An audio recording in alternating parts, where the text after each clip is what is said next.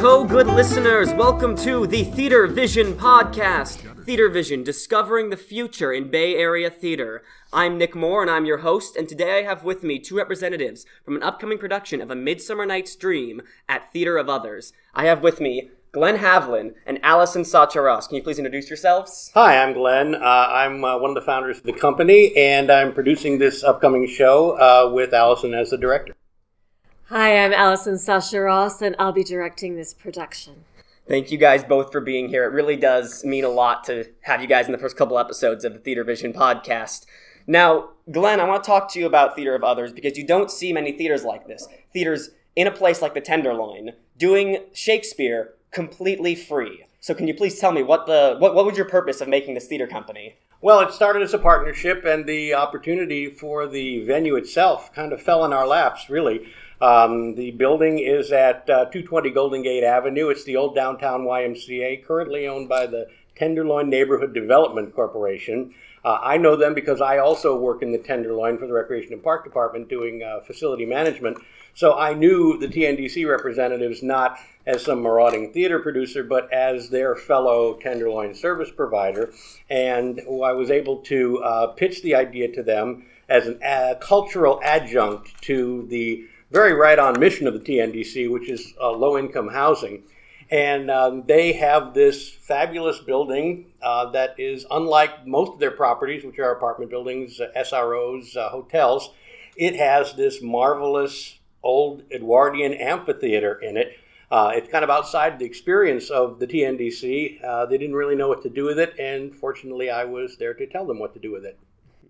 So what was the founding of this company like? How did the first production start? Well, at first it was a partnership. We were looking for a place to start what would be specifically a Shakespeare company. It has expanded a little bit. We've marched boldly into the early 17th century, and we're now doing Jacobean plays as well. It very rapidly expanded into a kind of collective, and now there are like 4 to 6 of us who collectively make decisions, artistic and administrative, by consensus. And there are currently 4 of us who are rotating, taking turns heading up projects. Mm-hmm. How do you believe the theater company has evolved through this process of finding out new plays and bringing on new people? Well, the idea that it is turned into a collective is a good thing. I really want to spread out the responsibilities and the work, and make different kinds of opportunities for people to produce, to direct, to act. So far, the 4 of us who are currently doing the heading up the projects have done all of those things. We've helped to produce. We've each, now that Alison is going to be doing Midsummer, now we've all each directed a play. We've all played some major roles in each other's productions, and it's starting to expand. We now have, this is going to be our eighth production, I think, already. No, ninth. I beg your pardon, ninth production in 3 years already. And in that time, we have been able to make roles for about 100 different actors already, many of them more than one time. So we're expanding our base of talent, of participants, and now finally of audience. You said you've only been around for 3 years. So is this new company, you think, building a Shakespeare community in the Tenderloin area? I hope it is. You say you're surprised that there's theater in the Tenderloin. There's actually quite a lot of theater in the Tenderloin. It's being sort of being rooted here because it's more affordable than in a lot of other places. There are numerous other venues in the area. We are the only one that is dedicated to the kind of material that we do, Elizabethan and Jacobean plays. We do like to see ourselves as a community resource. We are doing all performances as a pay-what-you-will admission. This is, in a way, actually part of the TNDC's mission, part of which says that they should have maximum community access to their facilities. And they interpret that as meaning that the building is not available for rentals for commercial purposes, to which you would sell tickets and that sort of thing. Ultimately what we want is, maximum community participation in both production and audience. So this is the way to do it. I mean, do you guys get a lot of people from the community at the Kelly Cullen Community Center? I wouldn't say a lot, but it's kind of hard to tell. I'm not sure really where a lot of the audience does come from. So I would say that that's growing, and in any case, we are paying some rent to them. It's a very reasonable, even low rate that we're paying to them, but it does return some resources into Kelly Cullen community, and also spread the word about the facility and the organization and their mission. So currently, how is the company doing? I mean, how's the company doing going forward right now? Well, I think we're pretty solid as far as the participation and being able to plan ahead for different productions. We are already starting to talk about the next one. We're about 6 months, 10 months ahead right now on scheduling. We intend to do 3 productions a year if we can.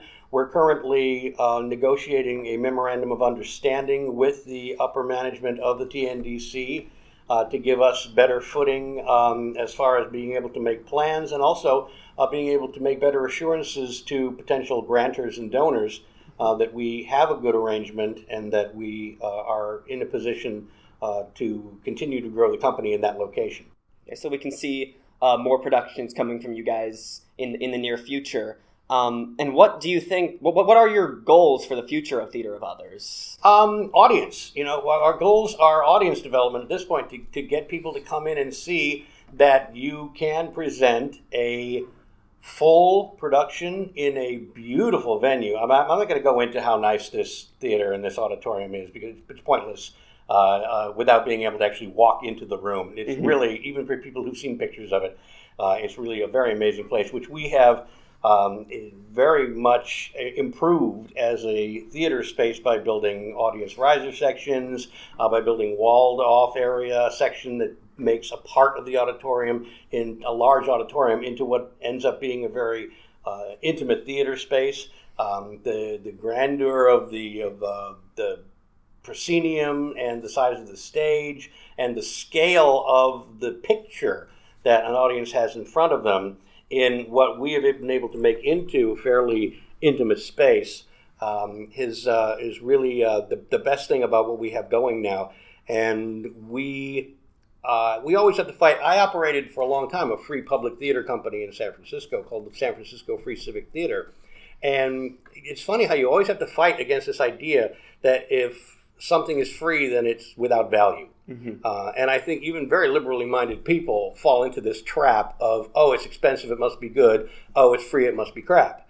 And that's just absurd, because what isn't equal between different productions is costs. We're not putting, as we did with the Free Civic Theater, we're in a position where it's really not costing us a whole lot of money to put these shows together. So what that means is that we can pass that on and probably do just as well having a lot of people come and pay very little than having a few people come and pay a lot. So we have a good venue that is not costing us a lot. We have an extraordinary venue. We have good production values. We have full costumes, makeup, projection, screen projection, scenery. And it is a full production that you would probably have to pay $30, $40 to see somewhere else. And the fact is, we don't have to charge that because we don't have the same kind of costs to recoup. So we see all these big professional companies doing their shows in amphitheaters or large auditoriums. You talk about your place, your venue having an intimacy to it. Do you think that intimacy does something special for Shakespeare plays? Oh, it can, but like I said, it's really a combination. The audience section and the closeness to the stage is very intimate, but the stage itself is very large. And so, well, as I said, what we can do is make really big, expansive pictures in this space without it being without distancing the audience. It's not a black box. But neither is it some cavernous theater with huge seating a half a mile away. People are close, and yet the production and the size of the picture that they're seeing is really very big. And it's a very ornate and pretty neoclassical Edwardian gem. And what kind of Shakespeare plays do you usually go for? Our goal had from the start to be, well, in addition to doing the Shakespeare that we had not done, and that is still part of it, is to do the ones that aren't done very often. We aren't taking a huge financial risk, needing to sell a lot of tickets, and so we don't have to worry too much about, King John is a real, is a real audience killer. We could do King John. We did King John. Lijesh Krishnan directed a marvelous version of King John in that room, and we are trying to get the reputation as a group that is doing the ones that are not often done. We've done Cymbeline, we've done Measure for Measure, and then when we do the ones that are done more often, we're doing them in more modern ways. My slogan for the company is 21st century Shakespeare for our times. That's what I like. That's what we want. 21st century Shakespeare for our times. We don't have to worry about the relevance of Shakespeare. That will never go away. If it hasn't yet, it's not going to go away. But what we can do is really show that by doing modern dress Shakespeare, by doing modern sensibility Shakespeare, which is, I think, a lot of what you'll see with Alison's production of Midsummer Night's Dream. And what we hope is, and when then we've done some other unusual ones, we're starting to branch out into more Jacobean material. We did Middleton and Decker's The Roaring Girl, which Gabby Schneider directed, and was a very successful production artistically. We were able to move more into that kind of area where people who like this stuff are going to want to see it. I mean, there's a niche audience for Shakespeare. Shakespeare's like licorice. People either love it or they hate it, And for those who love it, they've seen As You Like It, and they've seen Twelfth Night. And the reason those plays are done repeatedly because they're wonderful, beautiful plays, but they're done repeatedly. I personally have been in As You Like It 4 times.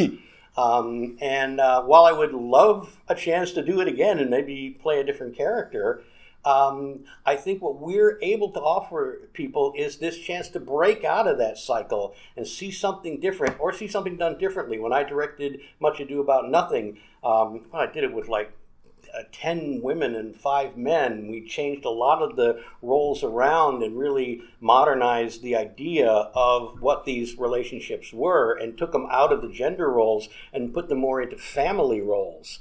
And it really worked. Alison, as she'll tell you, has plans for Midsummer Night's Dream that are going to be very unconventional and very modern. And that's what we hope to be able to be. The company that you can go to see the Shakespeare you haven't seen or to see Shakespeare in ways you haven't seen it. And you talked about Alison's production of Midsummer Night's Dream, so I'd like to move on to you, Alison. You're directing this production of Midsummer Night's Dream, and as Glenn said, you're doing a lot of new and interesting things with it. So what made you decide to direct this production?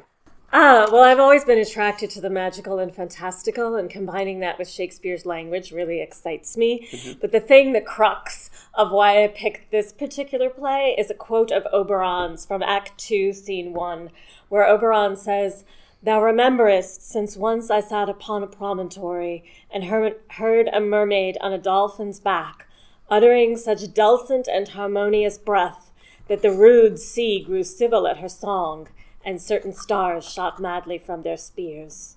So to me, it's the harmonious and dulcet magic of the fairies that dissolves the world's strife.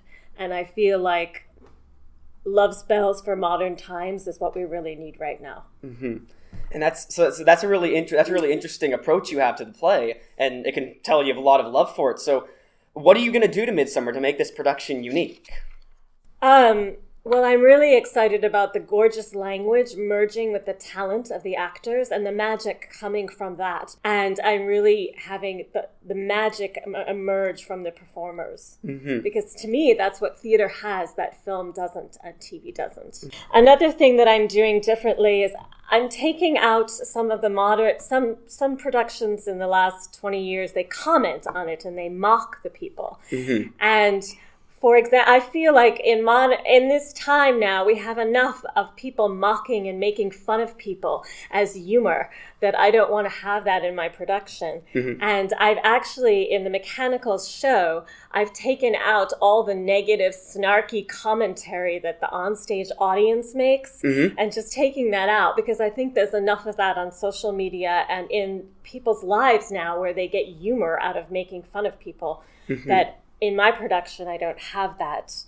And in my production, the rude mechanicals are highly experienced performers in the grand theatrical tradition of like Sarah Bernhardt or, the 18th century. And they're down on their luck because times have changed and classical actors are not valued anymore. And they find themselves doing all these odd jobs, but then they get this invitation to perform for the royal court. And they come together and it's really important and it's the realization of their dreams. And they're spectacular. They're wonderful. My audience is not laughing at them because they're bad, but is enthralled because how wonderful they are. That's an incredibly interesting way of approaching it. Yes. I mean, you're breaking lots of the stereotypes that have been given to the play. It takes place in an imaginary iteration of Athens where it's ruled by Queen Theseus and her lover, the Queen of the Amazons. And my four lovers were played by 3 women and 1 young man. And they too get swept into the spell of love and get transformed. And I'm not making fun of their love and laughing at them. They really are actually in love, and it changes them. Well, yeah, I'm really excited about Alison's interpretation of the mechanical show being good, not the least of which because I'm going to be playing Bottom. And the conventional presentation of the mechanical show as some kind of like clown act that is absurd and awful is I think something that should be challenged. It would not have occurred to me to be so bold with the choice as Alison has been, and I'm really excited by the idea of trying to make that scene into something that really is moving, that really is well done. And the more I thought about it, Alison has a brilliant idea here because without the comments. And even with the comments, because the comments I don't think necessarily have a direct relationship to what these people are seeing. In fact, at one point, Hippolyta does mention that she is moved by what she's seeing.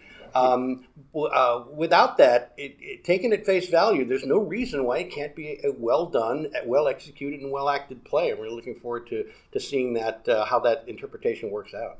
Yeah, I'm also double casting all the mechanicals as fairies. It's cobweb, moth, mustard seed, etc. And they too go on a journey like Bottom. And there's sort of like a meta thing. Do they remember their fairy world? How does it change them? And so for them going in the forest, they also have the same journey as Bottom, and they get to realize their dream before the queen at the end. That's another great idea that's, once she brought it up, seemed so obvious. I don't know how I could have missed it, but that's a terrific idea. I think it's going to add dimension. Okay, so what do you think the audience is going to get out of this production by seeing it? Well, I hope they have 2 hours of a magical journey where they see that there is hope that love spells can overcome the world's strife. Well, that's wonderful. Thank you guys both for being on the podcast. Now, would you like to give one final promotion for the production of Midsummer? Well, yeah, first of all, you can see us online at to-sf.org. That's Theater of Others SF, to-sf.org for all information and also for upcoming things, for auditions, for future productions, and other things. The show opens on October 6th and runs through October 22. That's going to be Thursdays through Sundays, Thursday, Friday, Saturday at 8 and Sunday at 2 at the Kelly Cullen Community Auditorium, 220 Golden Gate Avenue in San Francisco. That is a mere 2 blocks north of the Civic Center BART station. Very accessible. And yet again, all production at Theater of Others are completely free with recommendation of donations. Thank you guys both for being here. I look forward to coming to see this production. Thanks, Nick. And thank you guys for being on the Theater Vision podcast. Okay, that's it for our show today, guys. Thank you for tuning into the Theater Vision podcast. And remember to stay relevant.